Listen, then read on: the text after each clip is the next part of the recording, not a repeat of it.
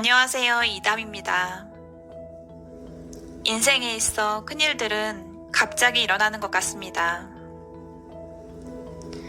피부염이 많이 안정을 찾고 난 뒤 남편은 이직을 하게 됩니다. 어찌어찌 연결이 되어 평생 한 번도 가본 적 없는 캐나다 중남부의 작은 시골 마을에 있는 마트에서 일을 하게 되었습니다.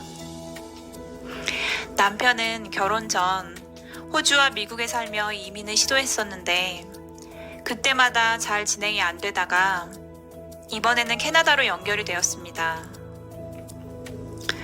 그렇게 갑작스럽게 이민 가방 2개와 캐리어 3개의 모든 짐을 담고 캐나다 시골 마을로 오게 되었습니다. 이때까지만 해도 제가 다시 평범하게 살 수 있을 줄 알았습니다. 그런데 처음에는 남편과 함께 가게에 나가 일주일에 주 6일 일을 했습니다.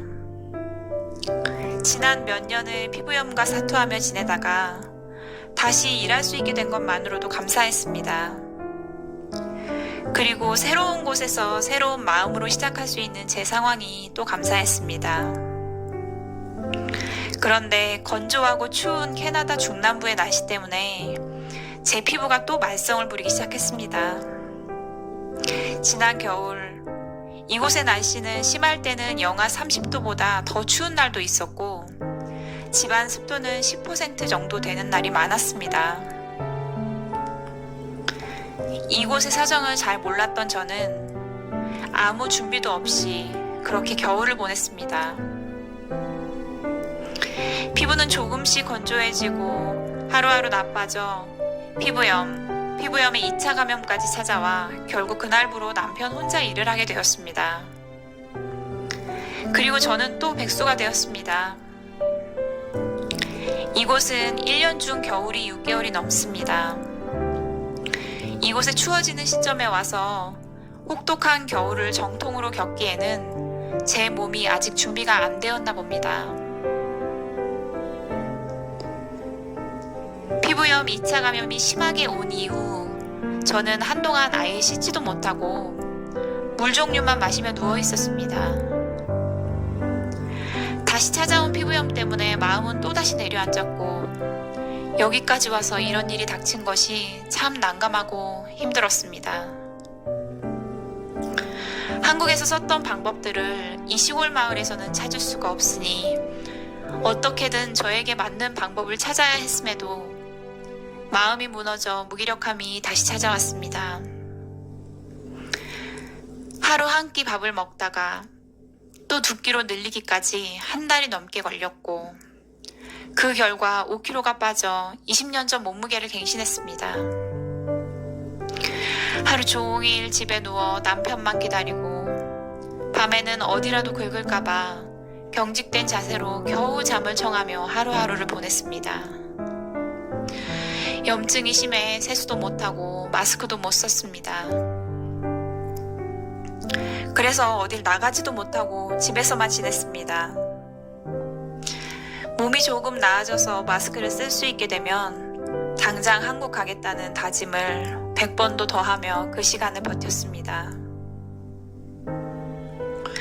저희가 사는 동네에는 남편이 일하는 가게 한 군데만 있고 장을 보려면 70km 정도 떨어진 곳에 1시간이 걸려 나가야 합니다. 주 6일 일하는 상황이라 일주일에 한 번 장을 보러 남편과 함께 나가서 물도 사오고 야채도 사오고 했었습니다. 그런데 제가 나갈 수 없게 되어 오랜 시간 동안 남편 혼자 장을 봐왔습니다.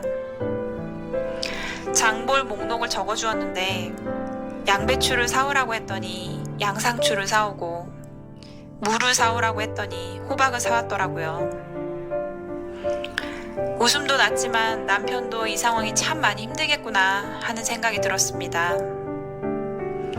그리고 저 혼자 한국에 돌아가면 남편이 혼자서 힘들게 버틸 것을 생각하니 안타까운 마음이 들었습니다. 그 마음이 지금까지 저를 이곳에 살게 한 것 같습니다. 저희 동네에는 한인 가구가 딱 3가정 있습니다. 저희 가정, 남편이 일하는 가게 사장님 가정, 그리고 지역교회 목사님 가정입니다.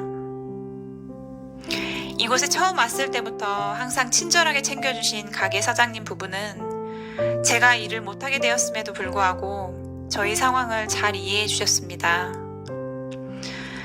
몸이 안 좋고 손에도 피부염이 있어서 요리를 못하는 제 상황을 아시고 정말 여러 번 김치며 미역국이며 반찬들을 손수 만들어 주셨습니다. 지역교회 목사님께서도 저희 집에 자주 오시어 저희 마음을 위로해 주셨습니다. 피부 감염 후 한동안 시간이 흐른 어느 날 드디어 샤워기로 씻을 수 있게 되었습니다. 그동안은 감염된 부위가 번질까봐 손에 겨우 물을 묻히고 감염 부위가 손에 닿을 때마다 비누로 씻고를 반복해서 고양이 세수만 하는데도 1시간 가까이 걸린 적도 있었습니다. 못 씻을 땐 긴 머리가 참 불편했습니다. 하루만 안 감아도 가려울 때도 있는데 열흘씩 못 감은 적도 있으니 냄새도 나고 머릿속에 두꺼운 각질이 생기더라고요. 머리를 밀고 싶어도 머리카락이 몸에 떨어지면 씻어야 하는데 제대로 못 씻으니 마음대로 삭발도 못했습니다. 드디어 샤워기로 씻을 수 있게 된 어느 날, 그동안 제대로 못 감아 불편했던 머리카락을 1cm가 안 되게 삭발을 했습니다. 제 인생 첫 삭발이었습니다. 남편도 그날 같이 삭발을 했습니다. 긴 머리카락이 갑자기 짧아지니 좀 춥긴 하지만 머리 감기가 편하고 말릴 필요도 없어서 생각보다 장점이 많은 것 같습니다. 한국에서는 삭발을 하기가 더 조심스러웠을 것 같은데 캐나다라서 오히려 용기가 난 것 같기도 합니다. 두 동양인 부부가 파격적인 머리 스타일을 하고 다녀도 아무도 쳐다보거나 놀라는 사람이 없어서 참 좋습니다. 여기선 큰 마트에 가면 저처럼 삭발한 여자분들도 가끔 찾아볼 수 있습니다. 늘 미래를 꿈꾸며 계획하는 걸 좋아했던 저는 지난 5년 동안 계획하는 삶보다는 오늘을 열심히 살아내는 노력에 집중하는 연습을 했습니다. 그러나 그 노력은 여전히 쉽지 않아서 저는 오늘도 애를 쓰고 있습니다. 하루에 한 가지씩이라도 감사하는 마음을 담은 감사일기를 채우는 연습을 해봅니다. 오늘도 바람은 불고 파도는 일렁이지만 그래서 풀꽃 향기도 퍼져나가고 녹색이 한층 더 푸르러지는 것 같습니다. 한국에서도 백수로 살다가 캐나다까지 와서 또 백수로 살게 된 저의 구구절절 이야기를 짧은 스토리에 담아내긴 한계가 있었지만 제 나름대로 풀어보았습니다. 지극히 사적이지만 또 어쩌면 평범한 저의 이야기가 누군가에겐 위로가 되길 바라봅니다. 끝까지 시청해주셔서 감사합니다.